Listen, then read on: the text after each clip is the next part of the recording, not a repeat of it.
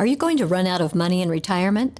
I'm Sharla Jessop. Today we will talk about the fear of outliving your money with our guest and expert, Mikal Aune.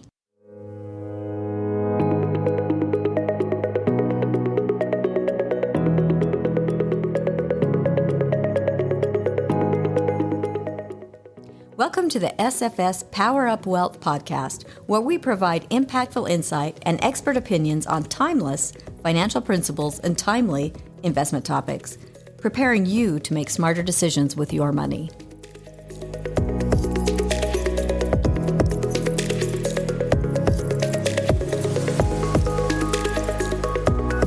Mikal, thank you for joining us today. Glad to be here, Sharla. Mikal is a wealth management advisor and vice president of the wealth management team at Smedley Financial Services.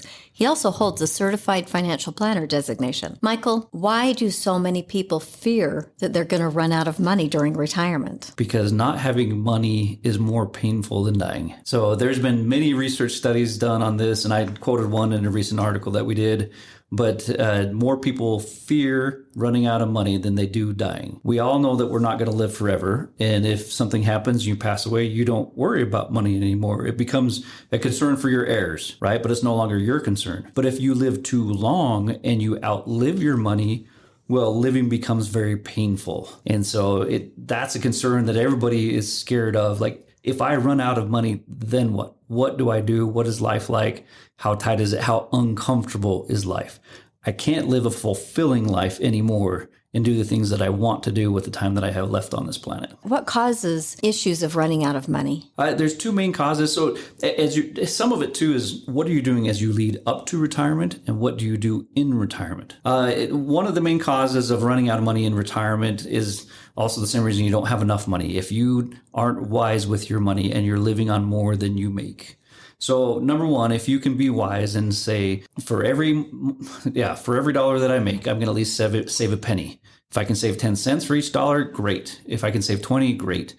As long as you are saving more than you're spending, you're going to have more money later on in life. I was going to say, that's interesting, because when it comes to spending, a lot of people who are pre-retirees that you and I have met with, and this is probably true of most people, you're past some of those expensive years. Your kids are out of the house. Maybe the mortgage is paid off. The high spend years. And now you have more free cash flow than you've ever had before. And most people don't live on a budget at that point in time. They don't have to, because they have gotten to a point, they've gotten through the high spend years, right? And they're like, great, my income is the highest that it's been in my career. My expenses are going down, and I don't have to live on a budget, which is nice to be there. The only challenge is, as you get back into retirement, if your income stops, you don't have any more coming in from work, then how do I provide income for the rest of my retirement? I can see how spending can be an issue. And a lot of times we don't change our money personality. And so I have different conversations with people,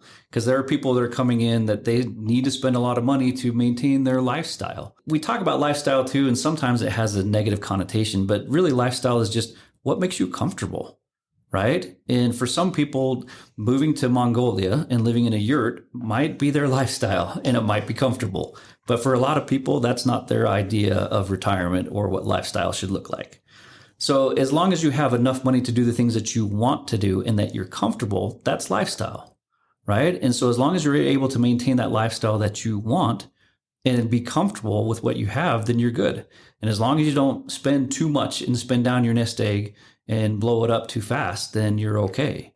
And I have conversations on both sides of that aisle, because I have some people that want to spend too much, and I have other people that aren't spending enough, right? Their goal is not to leave tens of millions of dollars to their kids. They might leave a good chunk anyway, but they just don't know how to spend money, because they're like, okay, I have this chunk of money and I'm not using it all. And I don't know how to go out and what else do I spend it on? Like, I have everything that I need. And so those conversations are a little different, where you're like, okay, what are you doing to make sure that your life is fulfilling, that you're doing everything that you want to do? And those are, in some ways, easier conversations than it is on the other side, where you're telling people that they have to cut back on their spending. Because if they don't cut back on it now, it's going to be detrimental for the long run. I can see how understanding and maybe even practicing living on a budget before you retire, especially after having those, free cash years, would be really, really important. What are some of the other threats that people face? The second biggest threat is one over which you have no control. Because what you spend, you can control that, at least to a certain extent. But the year in which you retire or when you retire matters a lot, and you have no control over it. So we've seen a lot of research on this too that says, okay, when is the worst time to retire? And it's just the luck of when you retire and what happens in the stock market after you retire. And a lot of people would think, hey, the worst times to retire would be like in the Great Depression. So if you retired in 1929 and the market drops out and it falls 80%, gosh, could you make it? Right? And what about in 1987 when the market dropped 20%?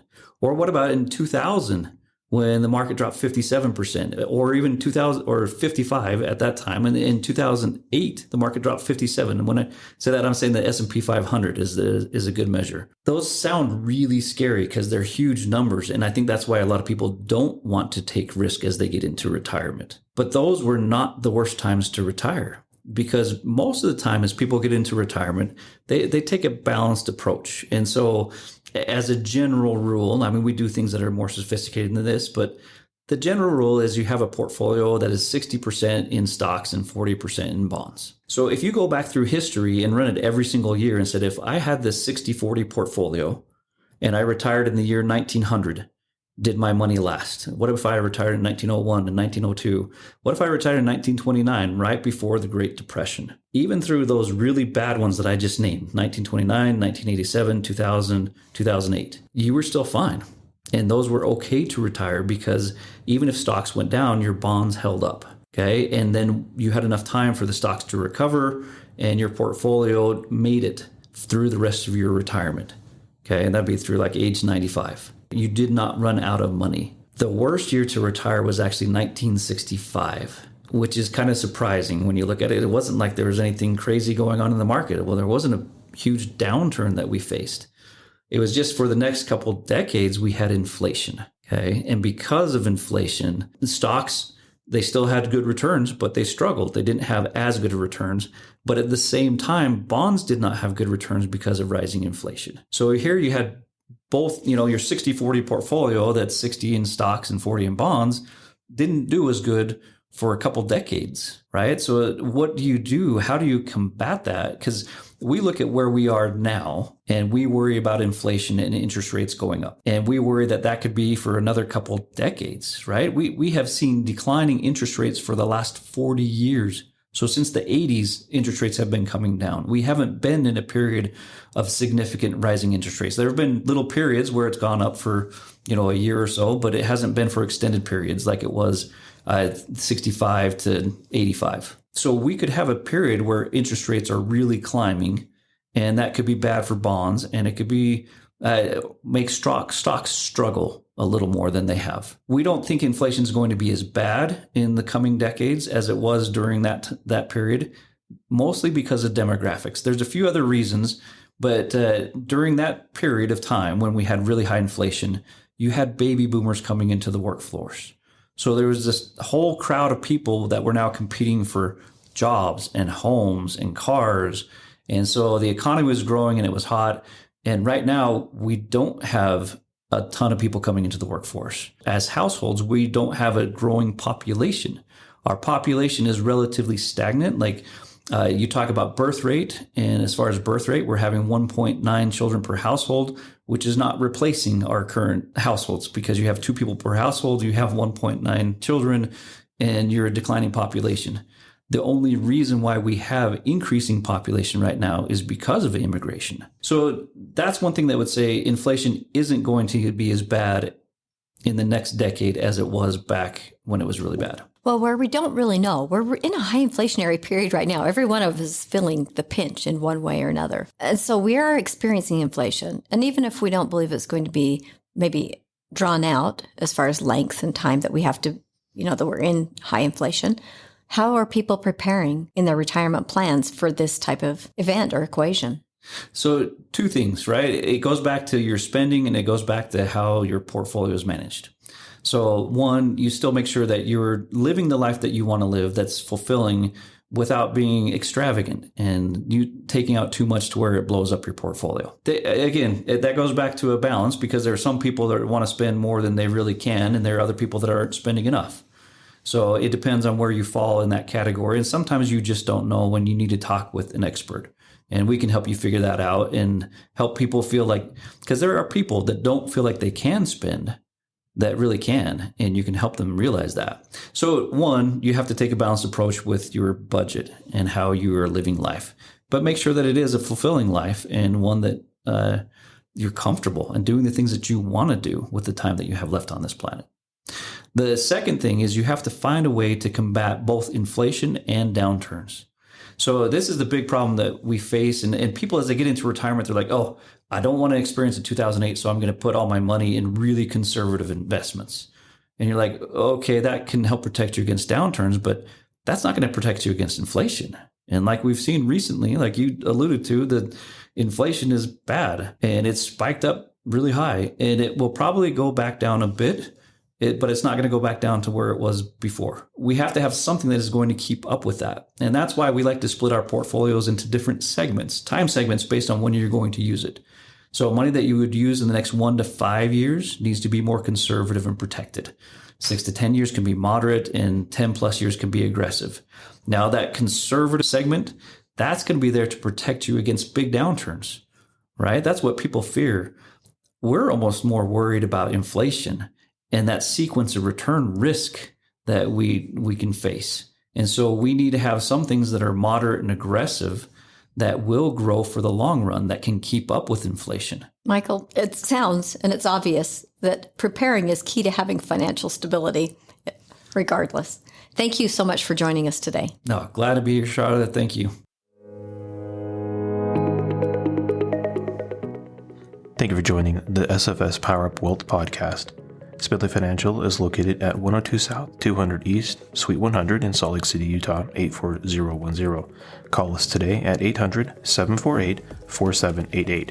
You can also find us on the web at smedleyfinancial.com, Facebook, Instagram, Twitter, and LinkedIn.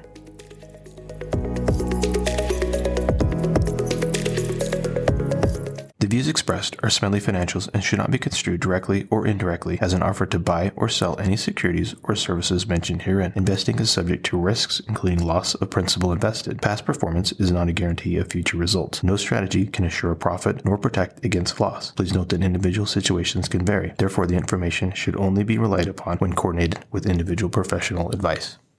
Securities offered through Securities America Inc., member FINRA, SIPC, Roger M. Smedley, Sharla J. Jessop, James R. Derrick, Shane P. Thomas, Michael B. Aune, Jordan R. Hatfield, Lorraine B. Taylor, registered representative. Investment advisor representatives of Smedley Financial Inc. Advisory services offered through Smedley Financial Services Inc., Smedley Financial Services Inc., and Securities America are separate entities.